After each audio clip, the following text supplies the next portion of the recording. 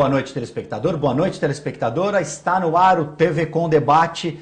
No programa de hoje nós vamos discutir um tema muito polêmico, que é o aborto. A legalização ou não do aborto. A justiça tem capacidade de se decidir sobre a vida de terceiros? Podemos tirar a vida, podemos interromper uma vida que está em formação? Tudo isso nós vamos discutir hoje com os nossos convidados. Queria agradecer demais a presença do padre Cláudio Scherer, da paróquia Coração de Maria, Obrigado. Aqui perto da TV, inclusive, Bem lá na pertinho, costa. Bem pertinho. E o advogado Danilo de Oliveira. Muito boa noite, senhores. E aí a gente tem nesse nosso debate mais um item aí, que foi uma decisão do STF, do Supremo Tribunal Federal, que garante a realização do aborto até o 3º mês de gestação. Padre Cláudio, eu sei que é um tema muito delicado, mas que a sociedade precisa discutir de alguma forma essa questão do aborto, porque envolve a vida da mãe, envolve a vida da criança que está em formação ali dentro do útero da mãe. Eu queria saber do senhor, temos também uma decisão do Papa Francisco que também, de certo modo, reacende essa discussão do aborto. Eu queria saber o que o senhor pensa a respeito disso e como que a gente pode, de certa forma, esclarecer aos nossos telespectadores um tema tão polêmico quanto esse. Primeiro, boa noite para todos aqueles que nos assistem, né? É uma alegria muito grande estar aqui. É um tema bastante polêmico, mas eu acho que também ele é um tema não tão polêmico assim, não é? Porque se a gente pensar o que é a vida e o valor da vida, de qualquer vida, então parece que essas questões mais culturais, essas questões mais de ideologia, elas vão ficar num segundo plano. Então me parece que nessa situação, no mundo que nós vivemos, nessas polarizações ideológicas, nós colocamos primeiro as nossas manifestações de grupo, as nossas manifestações de ideias filosóficas, por mais que alguns grupos digam assim, não, isso não é uma questão filosófica, isso não é questão de religião, isso é uma questão de saúde pública. Aí já está uma ideologia que eles querem implantar, não é? Esta ideia de que o aborto é uma questão de saúde pública, que não é, não é? Já é uma introdução de um pensamento, de um modo falacioso de colocar a coisa.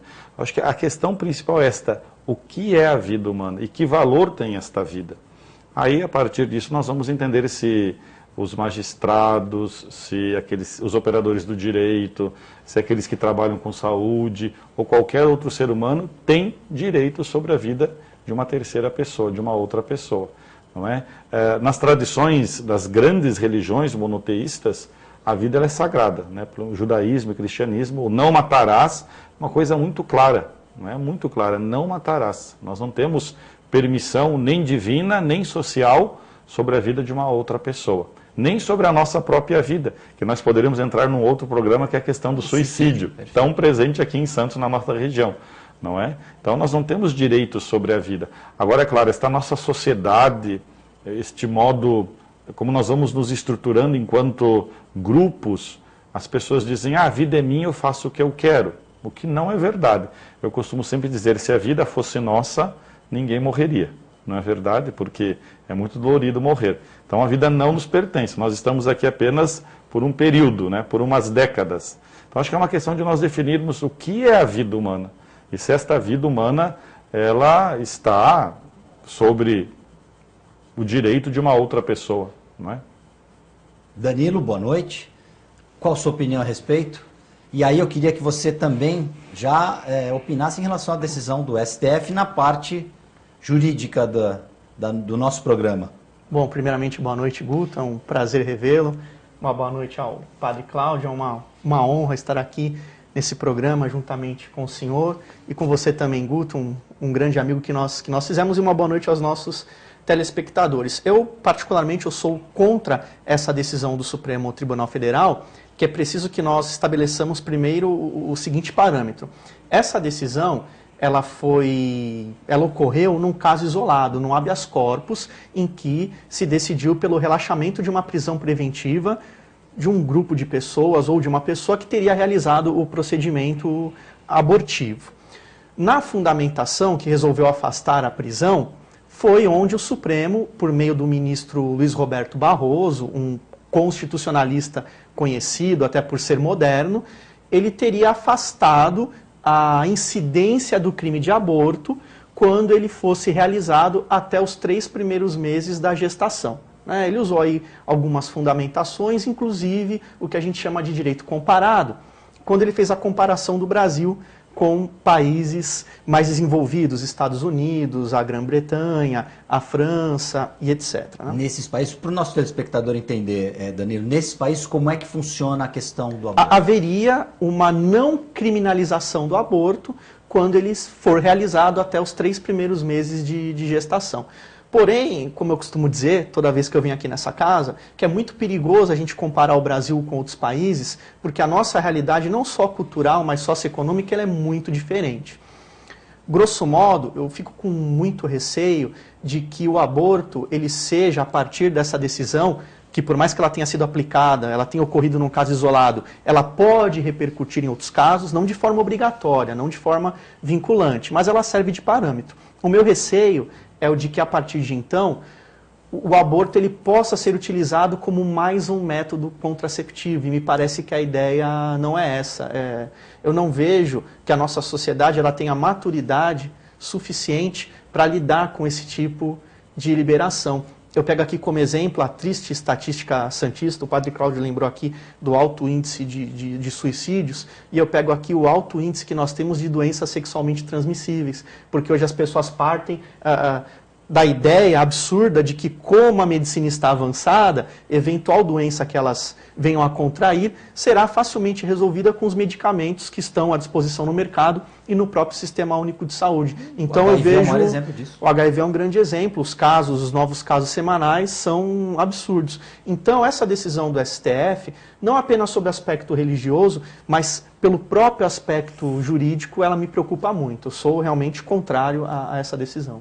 Padre Cláudio, se falar que o aborto é uma questão de saúde pública, na sua opinião, é desviar o foco. As pessoas usam esse argumento dizendo que, se o aborto for legalizado, as mulheres que procuram esse tipo de contraceptivo teriam uma melhor assistência, porque hoje existem as clínicas clandestinas, as mulheres correm muito risco, muitas morrem, além de o próprio feto também já morrer. Em 3 meses, eu lembro quando a minha mulher ficou grávida, acho que o Danilo também tem essa recordação, os 3 meses já está a barriga ali, quando a gente sabe que a gente vai ser pai, para nós já está lá, a gente já visualiza o físico já da criança. Já está ali, já é uma vida. O homem tem como mensurar aonde começa a vida, dizem que é na concepção, outros dizem, como o ministro argumentou, que para a justiça, antes dos 3 meses, praticamente não existe nada ali. É uma questão de saúde pública? Eu acho que o senhor já disse certo, o senhor já falou assim, método contraceptivo. O Danilo também disse. Esta é a realidade, é isso que está escondido. Se a gente desvelar esta ideia de saúde pública, a gente vai encontrar a real intenção, ou seja, eliminar a criança indesejada. Não importa classe social, não importa, eu tive um relacionamento com uma outra pessoa, engravidei, aí está a consequência, eu não quero este estorvo na minha vida, então vou eliminar. Agora, como é o discurso? É um discurso bonito, o discurso da saúde pública, porque quando a gente escuta isso, a gente pensa, o senhor também disse no começo, a vida da mulher está em risco. Olha que coisa bonita. Então parece que gravidez é doença, não é? Não dá esta ideia? Então, quando a gente vê esses debates e a gente vê os doutos falando, ou mesmo as pessoas que defendem os abortistas, né? O que eles dizem? Não, é uma questão de saúde pública, tem que... Então a gente pensa que a vida da mulher está em risco, mas ela só vai entrar em risco se ela for buscar o aborto. Se ela for fazer o aborto, já está. Exatamente, porque gravidez não é doença. Porque a priori a gente pensa, nossa, essa mulher está muito mal, aquela gravidez está causando um sério risco à vida dela, então nós devemos ajudá-lo, o nosso Sistema Único de Saúde deve ajudá-lo. Mas já está previsto na Constituição, os senhores que entendem mais de lei do que eu, né, já está previsto alguns casos em que a mulher pode correr o risco de vida, então ali o Sistema Único de Saúde deve atender. Então, por isso que eu digo, a questão saúde pública, o que está por trás é a questão da contracepção, mais um método. E aí nós corremos o risco, não é, de não só aos 3 meses, mas aos 4 meses, aos 5 meses, até as portas do nascimento, nós usarmos isso como um recurso para nós matarmos as nossas crianças, para eliminar o problema. E aquilo que o senhor disse é verdade também. quando começa a vida. Esses dias eu estava discutindo com um professor também de Direito, Luiz Gonzaga, que deu muito tempo de Direito Canônico lá na Universidade Católica. Ele dizia o seguinte, é um dado que eu devo correr atrás, mas ele falou o seguinte, não, que a igreja até os 3 meses, a igreja também não acreditava que tinha vida. Quando a ciência, a embriologia, a genética começaram a dizer, não, pera ali, já está toda a carga genética, já está todo o potencial humano ali, e só vai mudar de forma, não vai mudar de ser, só vai mudar de forma. Aquele ser, ele continua humano, desde a concepção dele, desde a união dos gametas, masculino e feminino, não tem como mudar o ser. Então, daí a própria igreja mudou a sua concepção. A igreja disse, bom, então a vida começa desde a concepção. Então, é uma coisa que nós devemos, acho que também clarear. Não existe consenso onde começa a vida. Nós temos um grupo de cientistas e de filósofos e entendidos que vão dizer não começa na concepção e defendem isso com toda a força. E temos um outro grupo que vai dizer não. Não é? Mas uma coisa é clara, nenhum geneticista sério, nenhum embriologista sério vai dizer que quando nós temos a união do espermatozoide e do óvulo, ali já não está um ser, né? Ainda que não tenha forma de ser humano, mas eu, o senhor, o Danilo, todos nós que nos assistem agora, todos nós passamos por este processo, não é? Tivemos lá todas as nossas divisões celulares, fomos mórula, né, da embrião, depois o feto. Nós fomos passando por este processo também para chegarmos onde nós estamos. Nós não tivemos sempre esta forma que nós temos hoje, mas já éramos seres humanos, já éramos nós, né, com tudo aquilo que hoje, nas nossas idades, já está aí apresentando.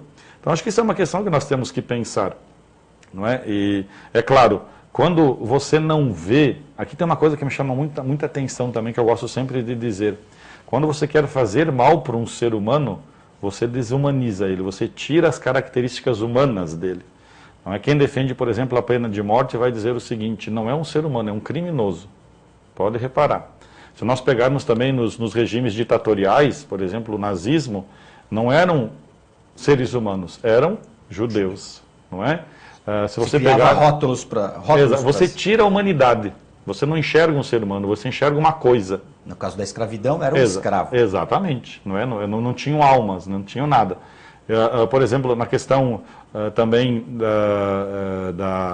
quando você quer, as crianças também, não são seres humanos, são menores, infratores. Você sempre coloca ali um adjetivo que desumaniza. A mesma coisa é o aborto. Você diz, não é um ser humano. Este é o discurso sempre. Não é um ser humano. Bom, se não é um ser humano, eu posso matar. Porque à medida que é um ser humano, então as coisas já ficam complicadas. E até a questão da lei, acho que o Danilo pode explica, né, com muito mais propriedade, o que tem lá a Constituição, né? Ela dá proteção, porque é um ser humano. Né? Você só dá proteção para um ser humano.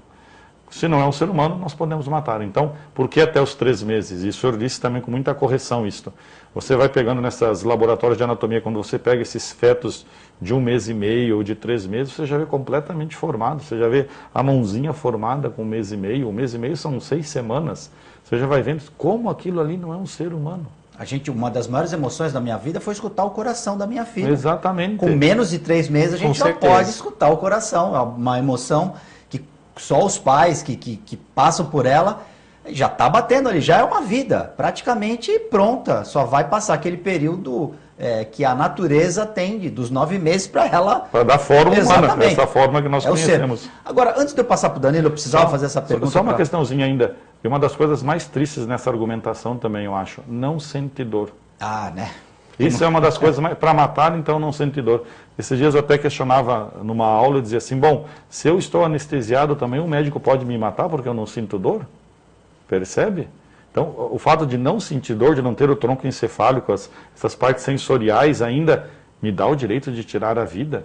É muito delicada essa questão. Isso é mais cruel. Exatamente. Padre Cláudio Scherer, a gente também não passa por uma crise, aí quando eu passar a palavra para o Danilo, você também pode comentar.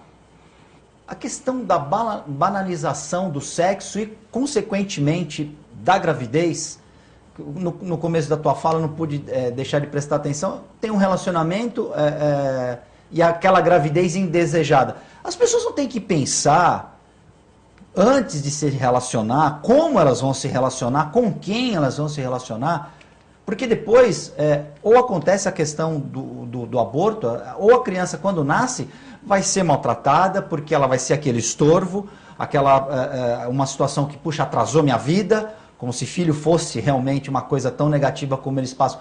As pessoas também, a família desestruturada, as pessoas não estão pensando nos outros, estão pensando nelas próprias só. Exatamente. Em 93 teve um moralista, o Frei Moser, que até foi assassinado no Rio de Janeiro não faz muito tempo, ali num assalto. Ele era diretor da editora Vozes. Ele entendia muito dessa parte. Ele disse, era questão de moral sexual o curso, lá na PUC do Paraná. E ele falou uma coisa que me chamou muita atenção e eu guardei. Ele falou assim que a questão hoje desta banalização da sexualidade é uma visão que a gente quase nunca tem. Mas ele falou assim que era um instrumento de dominação cultural, política, econômica. Então, quando você incentiva eles descobriram, né, que a juventude, né, na sua puberdade, naquele momento que os hormônios estão todos em ebulição, em vez de colocar freios, a sociedade disse, vamos liberar.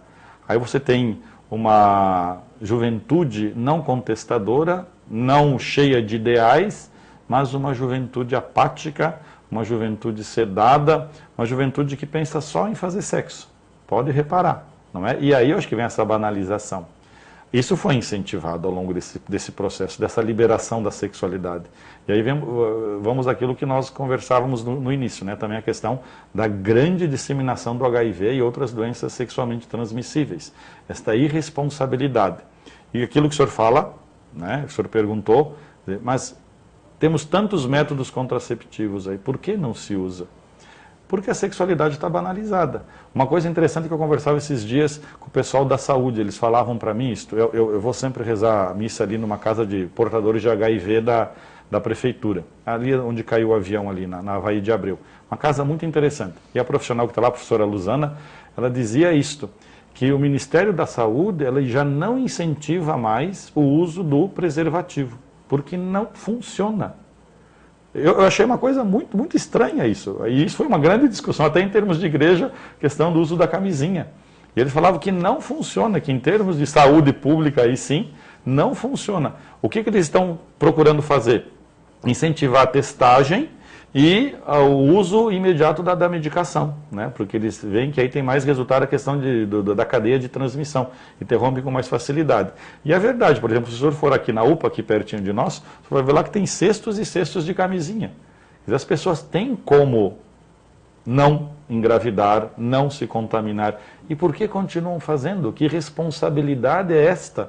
E aí, é claro, eles machucam a sua vida. Imagina, quando eles pegam uma doença dessas que pode levá-los à morte, não é? Ou a vida de terceiros com relação ao aborto. Mas eu acho que isso tudo acho que foi uma liberação que agora está tão aberto, está tão banal, como o senhor disse, que está difícil de segurar. E nós vamos ver onde está o principal ponto disso, no individualismo, que acerta frontalmente a vida de família, não é? A figura do pai, da mãe, dos filhos, da autoridade, não há mais o respeito, que depois isto foge do portão das nossas casas e nós não vamos respeitar mais os professores, nós não vamos respeitar mais, né, os agentes de segurança pública, nós não vamos respeitar mais as instituições públicas, nós não vamos respeitar mais o espaço público, tudo vai se perdendo. Não é? Então nós não sabemos o que fazer. Se nós agora vamos arrefecer para tentar dar para essas pessoas uma orientação, um caminho, ou nós vamos liberar de vez mesmo, o que vai acontecer? Mas há uma banalização e começa, curiosamente, nessa questão da sexualidade, não é? Como uma forma de dominação cultural política que agora, o que a gente faz com tudo isso? Não sabemos. O que fazemos? O que faremos? O pessoal do direito tem as respostas, ele sempre tem as respostas, o Supremo tem as respostas. E qual a tua avaliação dessa... Toda vez que eu acompanho essa discussão polêmica sobre o aborto, eu acho importante, antes da resposta, trazer algumas informações para os nossos telespectadores, né? No Brasil, como o padre Cláudio bem colocou, já existem hipóteses que o nosso ordenamento jurídico, interpretado inclusive pelo Supremo Tribunal Federal em 2012, já admite hipóteses em que o aborto ele não será criminalizado. Então nós temos a hipótese legal da mãe vítima de estupro, que essa era tradicionalmente a grande polêmica ou a grande rivalidade entre os homens das leis e a religião. essa era a grande polêmica até então. Nós temos o caso do risco de vida, né? A mãe que... Mas isso é excepcional, né, Padre Cláudio? A mãe que durante a gestação, por problemas orgânicos, ela pode vir a óbito, então permite-se aí o aborto sem que seja considerado criminoso, porque são casos excepcionais, e uma hipótese que ela não estaria expressa na lei, mas implícita, que é o caso do feto anencéfalo, que nasce sem o cérebro. Então, por questões psicológicas, pela inviabilidade da vida, que dura no máximo alguns minutos após o nascimento, o Supremo Tribunal Federal, então, acabou retirando o caráter criminoso do aborto do anencéfalo. Então, nós temos essas hipóteses em que o aborto ele não constitui um fato criminoso. É importante colocar isso, Guto, porque às vezes a gente discute, debate o aborto e volta em cima de situações que já são certas ou erradas, do ponto de vista religioso e do próprio ponto de vista jurídico, já são hoje situações que são admitidas do ponto de vista jurídico porque não são consideradas criminosas. Agora, em relação a essa decisão do Supremo que nós estamos comentando, me parece sim que há uma banalização. Esse dado que o padre Cláudio trouxe, parece que reforça aquilo que eu disse. Essa questão do individualismo, dessa liberdade, esse liberalismo, a intervenção mínima ou a não intervenção do Estado, acaba trazendo para as pessoas uma falsa compreensão do que é a liberdade, do que é o individualismo. Eu costumo dizer, principalmente no caso das mulheres, esse individualismo delas é muito limitado por uma questão natural, que é a possibilidade de ser mãe, de vir a ser genitora, desde a concepção. Se existe uma polêmica, porque não há uma certeza em que momento cientificamente nasce a vida, uma das correntes põe a salvo a vida do nascituro desde a concepção. E, de uma certa forma, o direito traz isso. Agora, para prestigiar esse movimento feminista, essa liberdade da mulher, meu corpo, minhas regras, se prestigia isso em detrimento daquele que não tem defesa, daquele que não tem vida fora do ventre materno, que é o embrião, que é o feto. Quer dizer, é muito complicado quando a gente tem uma liberdade, um individualismo que é importante, porém desregrado, sem limites. Né? Aqui eu volto àquele velho jargão popular, o meu direito termina onde começa o seu e vice-versa. Me parece que essa liberdade da mãe, ela é limitada, sim, quando ela concebe. Quando nós estamos diante de uma concepção, de fato, e nós passamos por isso recentemente, cada um com a sua esposa, por essa alegria, por essa transformação na nossa vida, quando nós recebemos a notícia de que a nossa esposa está grávida, né? E aqui eu me recordo muito de uma fala do padre Cláudio, que é a inveja que ele já confidenciou sentir, eu também, de quando a minha esposa está amamentando, porque a natureza só permite a ela, as mulheres, aquele contato intenso, aquele amor, aquele sentimento, aquele momento que me faltam palavras como ser humano para descrever, que é uma relação única. Né? E às vezes se joga fora isso por uma questão de meu corpo, minhas regras. E que a gente precisa ter coragem, até porque aqui o meu ponto de vista, com todo respeito ao padre Cláudio, a igreja que eu frequento, ele não é nem religioso tecnicamente, ou procura trazer até um embasamento jurídico, de que quando a gente fala de liberdade, ela é limitada também, e a gente acaba, querendo ou não, voltando para os ensinamentos da igreja, quando a gente está diante da questão da solidariedade, da fraternidade. O exercício do meu direito, ele não pode ser prejudicial ao outro, a um terceiro, que na verdade acaba sendo parte de mim. Eu acho que é essa visão que falta para as mulheres. Vejam, partindo do pressuposto de que em caso de estupro, risco de vida e do anencéfalo, já existe uma liberação, ou uma liberação talvez não seja a palavra mais adequada, mas uma não criminalização, né? Porque ainda resta aí um controle social, um controle ético, que também é uma outra discussão. E quando a gente fala em questão de saúde pública, tem a questão do Zika vírus, da microcefalia, que o Supremo Tribunal Federal recentemente se furtou a responder. Por quê? Não se pronunciou em relação a isso. Não se pronunciou ainda. Até porque aí, veja que coisa seria engraçada se não fosse trágica, Padre Cláudio. A fundamentação para esses casos de aborto, inclusive com o respaldo da ONU, da Organização das Nações Unidas, é exatamente uma ineficiência das políticas públicas. Como não há uma política pública eficiente que realmente eduque a população sobre a forma de prevenir a transmissão dessas doenças pelo mosquito da dengue, que transmite também aí o Zika vírus, o chikungunya e a própria dengue em níveis aí, daqui a pouco nível 50, sei lá. Isso mostra o quanto a nossa sociedade, e aqui não estou sendo preconceituoso, quando eu falo a nossa sociedade eu me incluo nela, como nós não estamos preparados ainda para o exercício de algumas liberdades.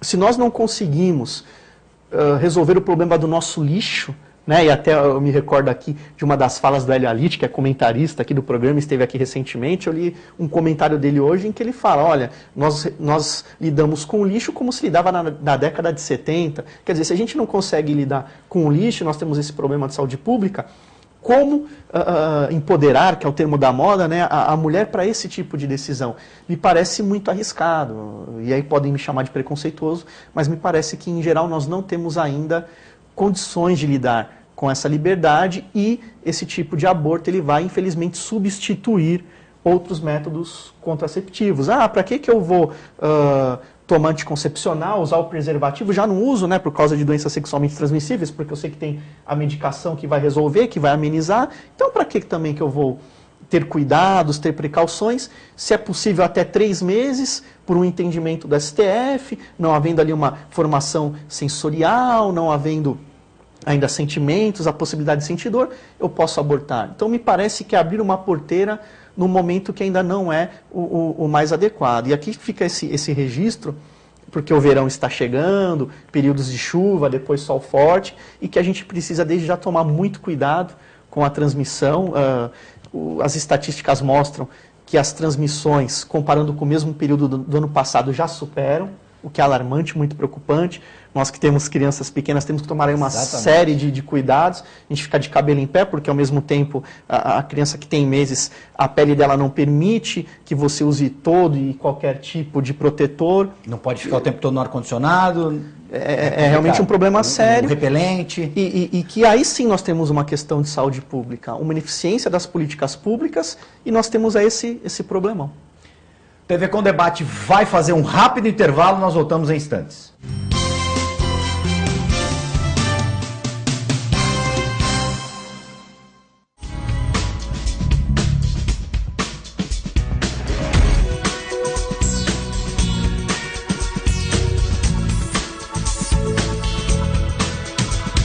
Unilaser, um centro de referência único que, concentrando recursos tecnológicos e a capacitação técnica de seus médicos, pode diagnosticar e tratar as doenças da visão, aplicando uma oftalmologia de ponta com reconhecimento nacional e internacional.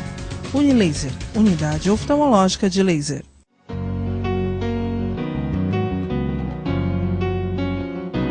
Deve haver um lugar dentro do seu coração, onde a paz brilhe mais que uma lembrança. Sem a luz que ela traz, já nem se consegue mais encontrar o caminho da esperança. Sinta, chega o tempo de enxugar o pranto dos homens, se fazendo irmão, estendendo a mão.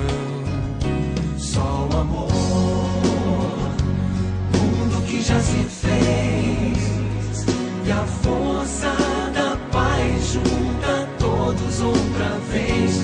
Venha, já é hora de acender a chama da vida e fazer a terra inteira feliz. Venha, já é hora de acender a chama da vida e fazer a terra inteira feliz. Em 2017, reinvente-se! A terra inteira feliz.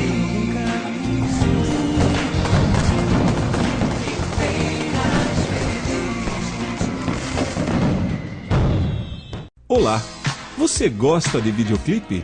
Você, assim como eu, acha que música boa não fica velha? Eu sou o VJ Marco Ferrari e apresento Video Classics, o programa que leva você a uma viagem ao mundo do videoclipe. Aqui você vê o melhor dos anos 70, 80 e 90. Video Classics, você assiste aqui na TV com Santos. Espero por você. Ladies and gentlemen, Video Classics.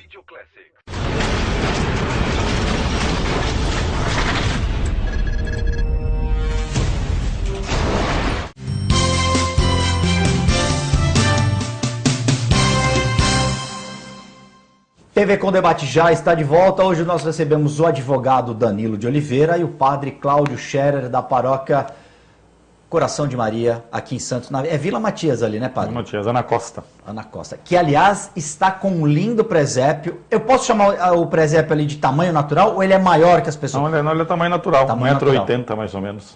E ali, quanto tempo... É um presépio produzido pela paróquia? Com... Não, ali é um projeto, a gente tem já 10 anos, chama Natal no Coração, que são várias apresentações, todos os dias tem apresentação. A gente começou dia 30 de outubro e vai até dia 8 de janeiro. Aí todos os dias tem alguma coisa na frente da igreja, ou coral, ou anjos, ou crianças, ou tem a Vila de Natal. Este presépio ele vem de Volta Redonda, de uma grande artista, chama Dilma Carvalho. Ela faz presépios maiores ainda, faz presépios de 5 metros de altura, 10 metros de altura, e a gente pediu para ela fazer pequenininho esse é até pequenininho, esse não é tamanho natural. O tamanho natural dela é de 5, 6 metros. E ela tinha esta ideia de resgatar o verdadeiro sentido do Natal, né, que é o nascimento de Jesus, com todo o respeito para as outras culturas que não celebram, mas é o nascimento de Jesus, não é simplesmente uma festa de família, não é simplesmente um encontro, né? Então ela tinha esta ideia. E a gente pediu para ela fazer, ela fez, e ficou muito legal. E até dia 8 de janeiro a gente vai com essas apresentações. Todo domingo tem a apresentação principal, que é o Alto de Natal. Todo domingo a que horas? 20 horas. Então, todo domingo, depois da missa. Depois da missa. Termina a missa e as pessoas que quiserem... Mas todos podem... os dias às 8h30, de segunda a sábado também E aí tem deixa eu apresentação. defender o senhor aqui como padre. Assistam a missa e depois da do Alto de missa... Natal. Exatamente. Aí, antes do senhor falar nas considerações finais aqui do programa, que nós temos também, eu já faço o alerta aí, assistam a missa primeiro, depois assistam o Alto de Natal. Fica até 8 de janeiro por causa do Dia de Reis? Por causa do Dia de Reis, exatamente. Mas a gente gosta desse espaço largo, primeiro porque ali é um investimento, né? Tem várias empresas que ajudam, o próprio poder público ajuda, que é a Prefeitura de Santos, então não vale a pena montar num pouco espaço de tempo, a gente monta para um largo espaço de tempo e também para ir a gente trabalhando bem esta ideia do Natal. Então o Tarcísio não ficou muito feliz, o bispo falou, mas é muito cedo. Eu falei assim, mas ó, se a gente não começar, os outros vão começar. Então é melhor a gente começar mais cedo para dar espaço das pessoas. Eu acho que a gente está precisando um pouquinho resgatar neste ano, principalmente, que está muito forte essa questão da crise, a desesperança no coração das pessoas. O senhor pode reparar que não tem luz, não tem. Parece que nós voltamos a uns anos atrás que as pessoas já não enfeitavam mais as suas casas. É tão importante enfeitar, ornamentar, porque isso traz esperança, mesmo na pobreza, mesmo nessa dificuldade. As pessoas vão dizer assim, mas eu estou desempregado. Ah, mas isso passa. Acho que o Brasil ele vai crescer novamente, o nosso país é muito grande, o nosso povo é muito bom.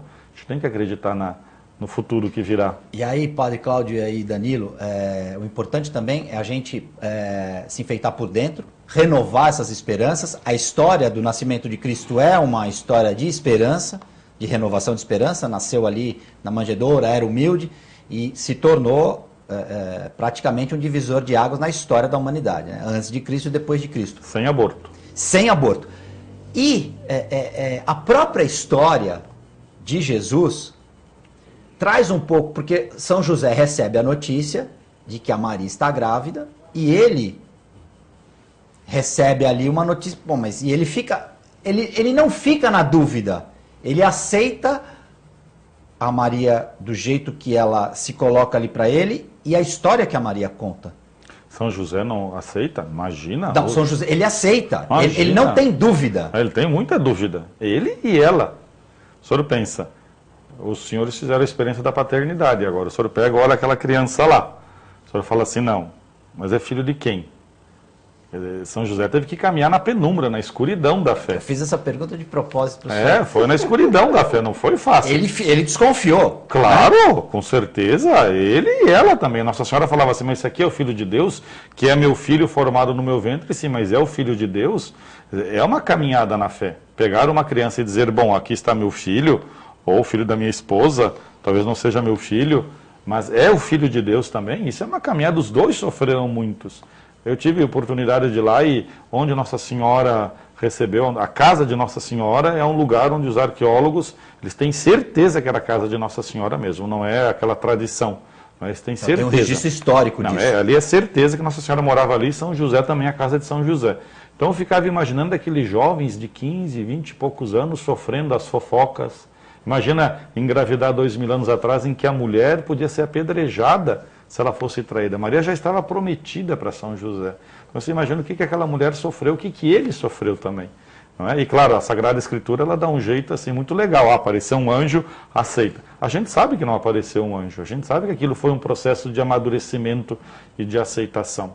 Então, eu acho que se nós voltarmos para a ideia do aborto também, não é? Claro, uma criança, eu recebo um exame positivo de gravidez. Eu tenho que caminhar na fé, acreditando que esta vida que está se formando dentro de mim, dentro de um seio abençoado de uma mulher, de qualquer mulher, porque o seio, o útero é o lugar mais abençoado, mais protegido da humanidade, quer dizer, aquela vida sempre vai trazer esperança para o mundo. Porque também uma das desculpas que usam, também tão triste, é: o mundo está ruim, o mundo está violento. Para que eu vou colocar mais uma pessoa no mundo para sofrer?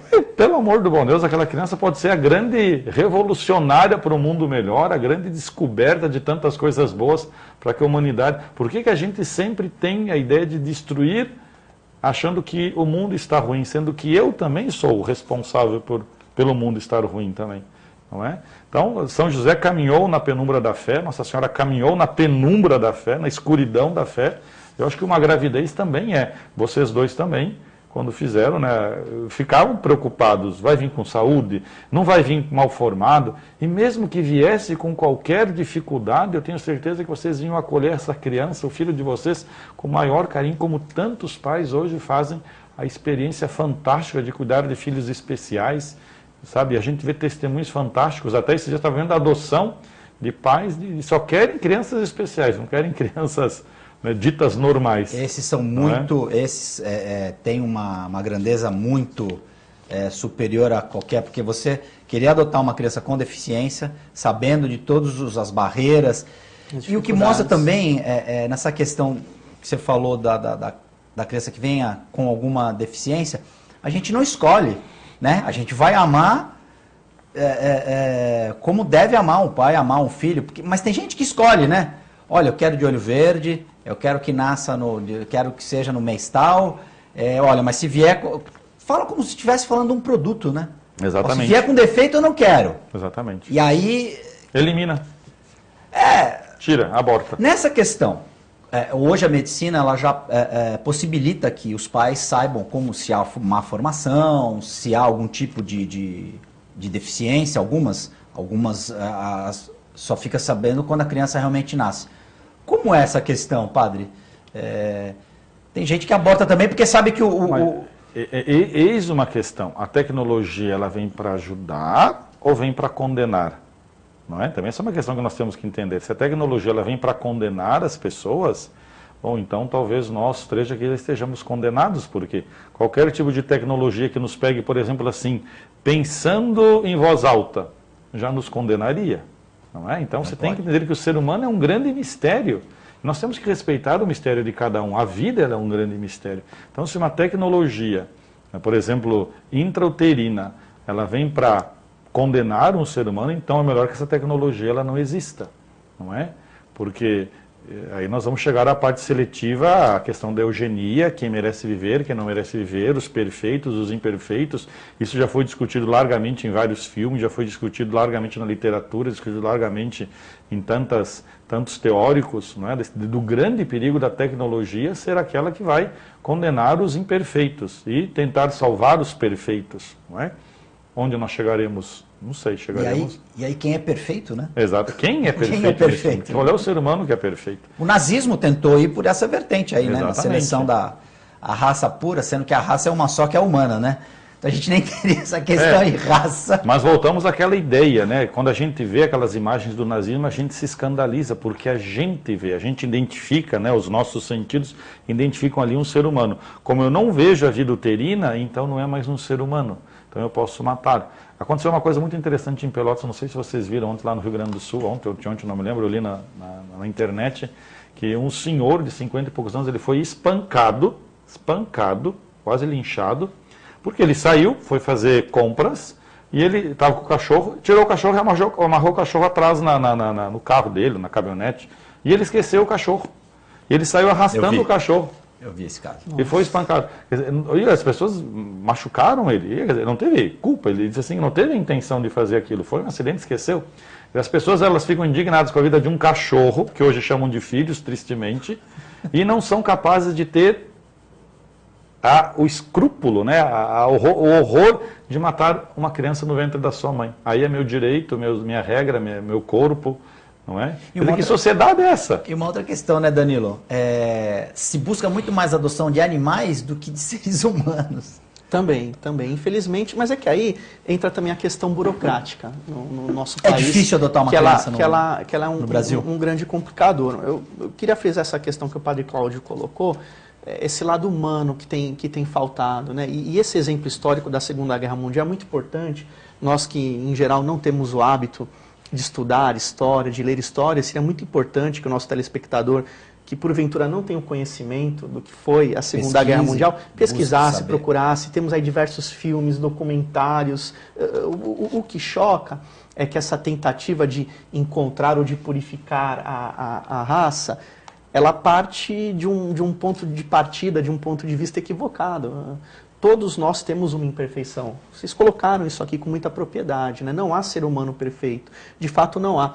Eu que milito na área do direito social, da previdência, eu trabalho muito com esse conceito de que todos nós temos um defeito. O que muda é o tipo de defeito e o grau, mas todos nós temos a nossa imperfeição. E aqui eu não coloco nem a imperfeição de caráter, mas aquela imperfeição física, orgânica, psíquica, enfim, todos nós temos. E essa tentativa de purificação ou de seleção, ela não é nem humana, né? Quem dirá divina, né? Quem dirá o Criador vendo os seus filhos, as criaturas querendo fazer uma autoseleção. Isso contraria a própria ética e também a religião.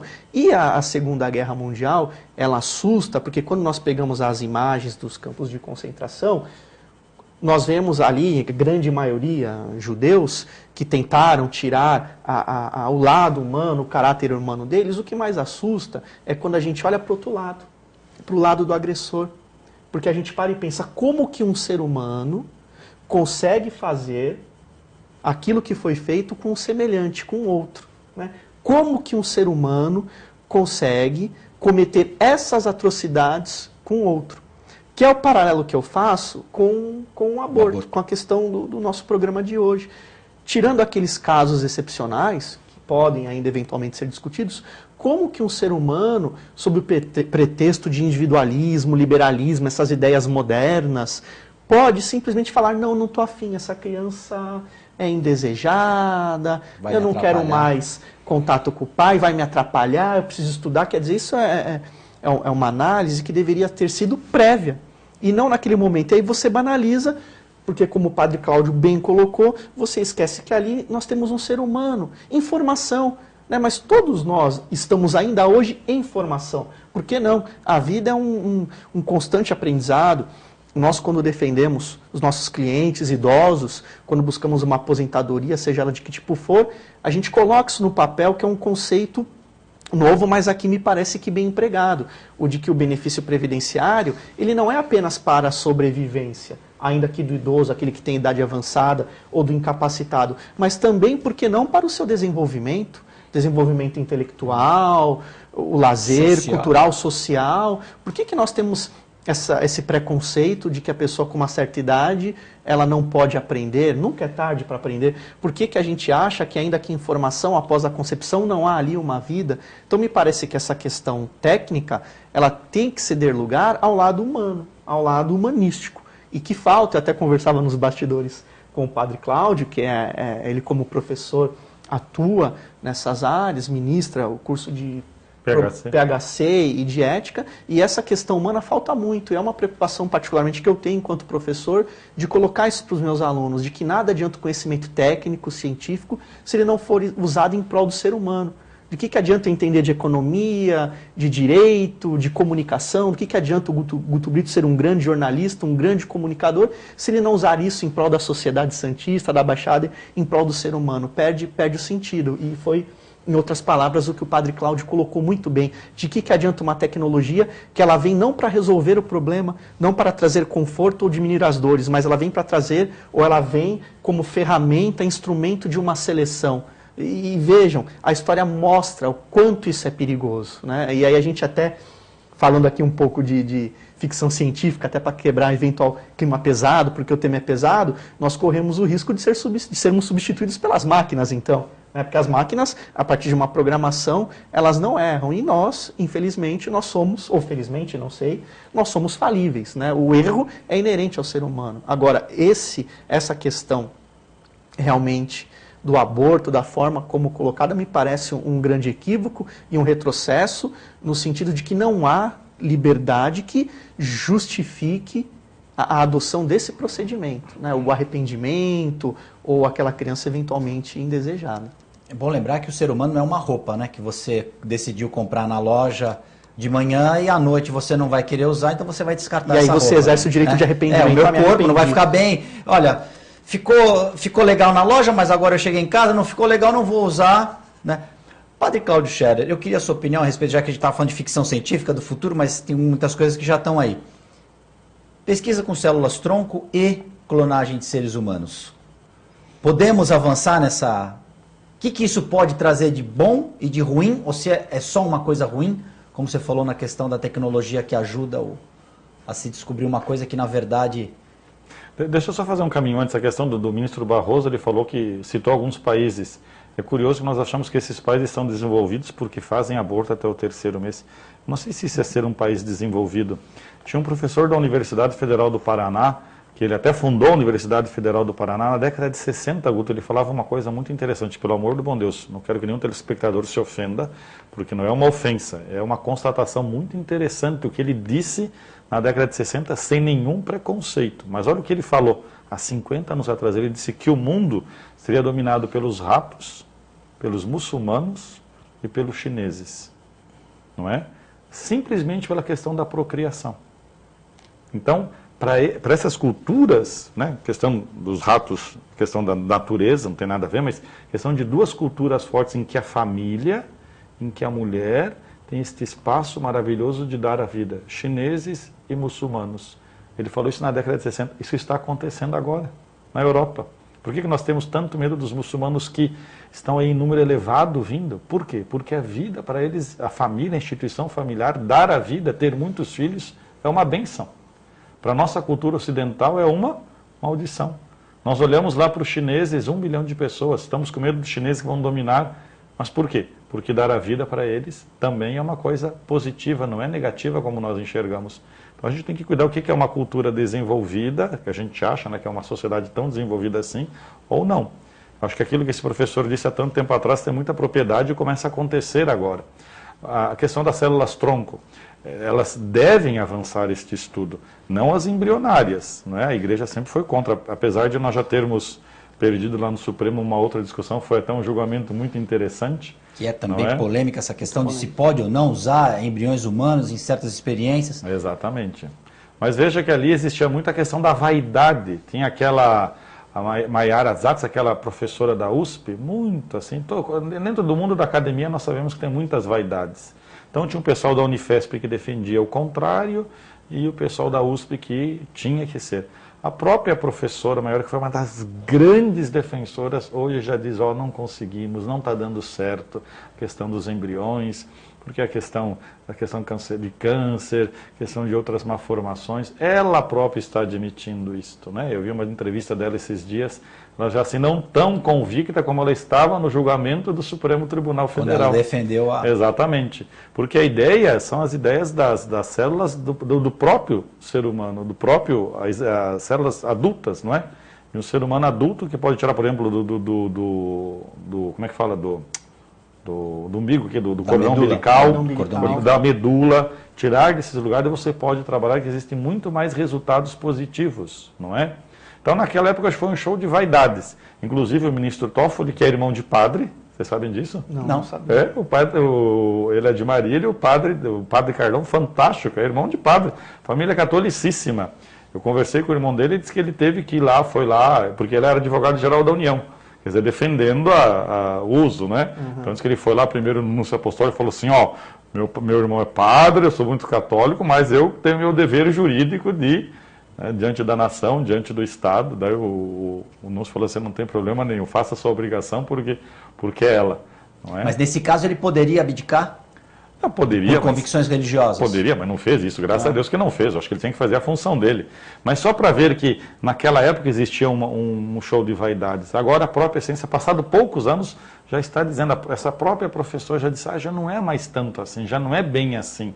Já não temos tantos resultados positivos. Porque não sei se o senhor lembra, foram os cadeirantes, foram aquele pessoal com sérios problemas. Viana, foi o Rapa. porque parecia que no dia seguinte já todos teriam a cura. Então tem a vaidade e a ciência. Eis o grande problema de nós cuidarmos, né, e pensarmos, será que esta tecnologia, será que esse cientificismo exagerado, ele vem para o bem ou vem para a vaidade do ser humano? Eu conversava com o Danilo ali um pouco antes de começar o programa, a gente fala tanta questão da economia, fala questão de capitalismo, socialismo. Não é um sistema econômico que é o problema, Guto. O grande problema é uma questão que a igreja sempre disse, a questão religiosa, a ganância do ser humano.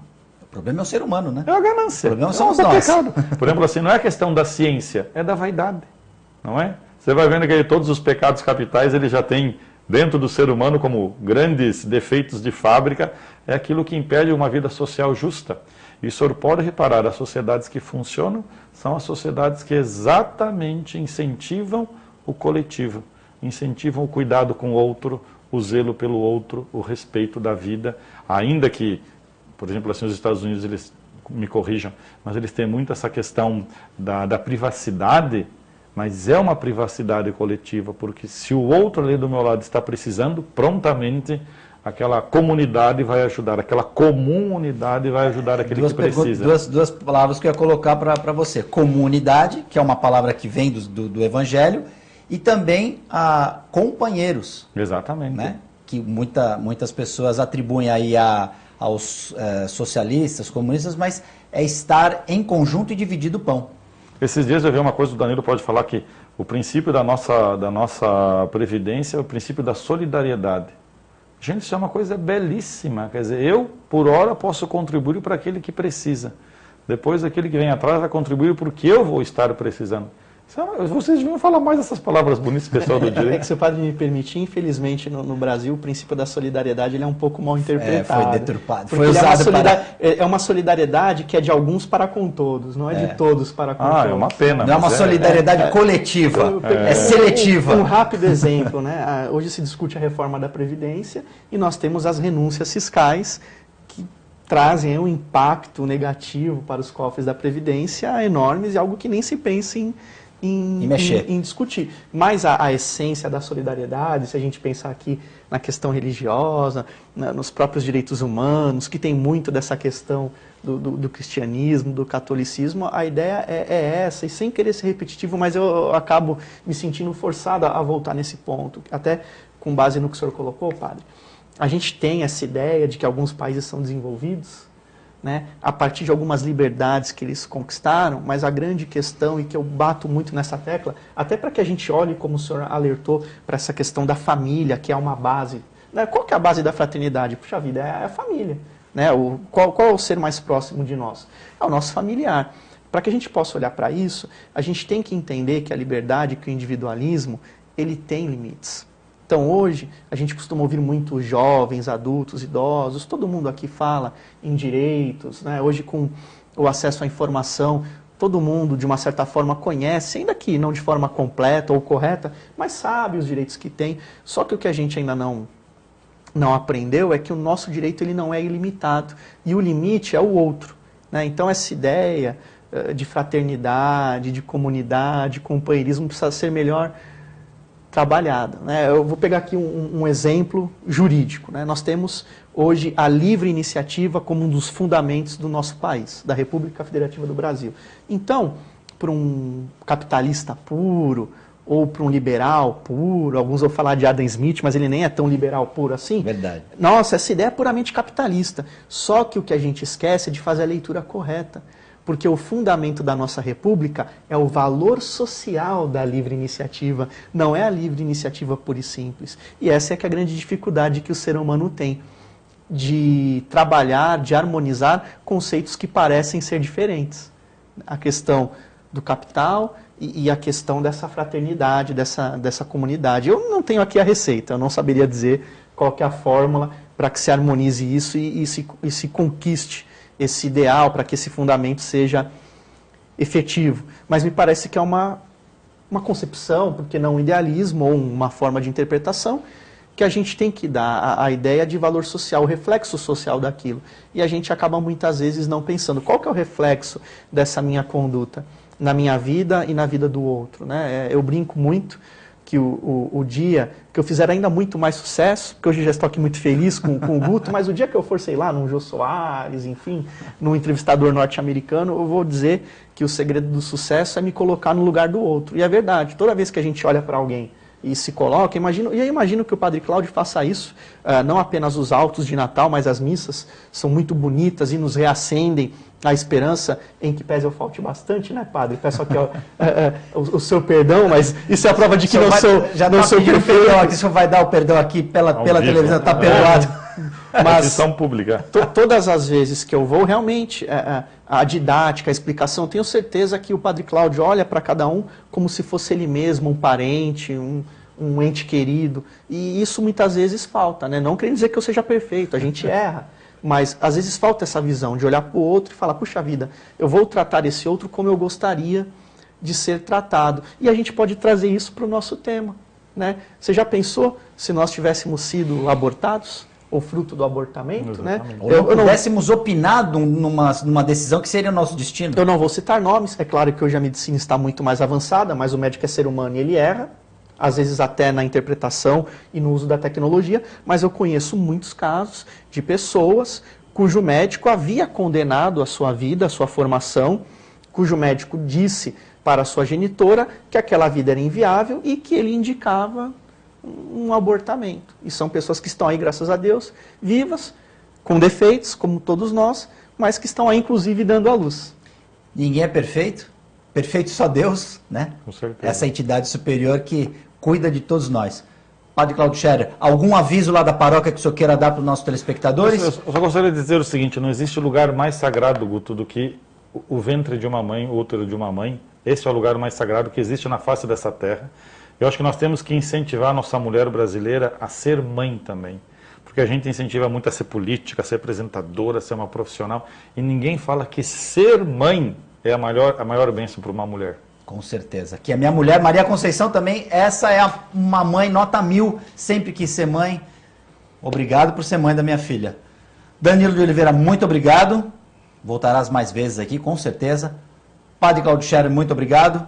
Voltarás aqui mais vezes, com certeza. E obrigado a você, telespectador, pela audiência. Vamos cuidar do nosso corpo e vamos ser mais amorosos com as pessoas. TV Com Debate fica por aqui. A gente volta no próximo programa.